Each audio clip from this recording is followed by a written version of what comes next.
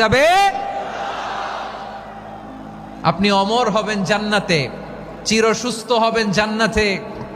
আপনি যদি চির যৌবন থাকতে চান, চির যুবক, এটা পাবেন জান্নাতে। সুবহানাল্লাহ বলেন। ওই জান্নাতে আপনি যেতে চান তো? চান?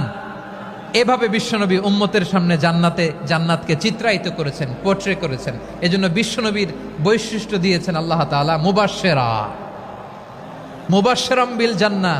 নবী হে, আপনি জান্নাতের সুসংবাদদাতা। আওয়াজ করে পড়তে হবে আল্লাহু আকবার। এজন্য আল্লাহ বলেন, ইয়া আইয়ুহান নাবিয়্যু ইন্না আরসালনাকা শাহিদা। ও নবী, আপনারে আমি সাক্ষ্যদাতা করে পাঠালাম। মুবাশশিরা, শাহিদান ওয়া মুবাশশিরা, আপনারে আমি জান্নাতের সুসংবাদদাতা করে পাঠালাম। 3 নম্বরে হলো নাযীরা, আপনাকে আমি জাহান্নামের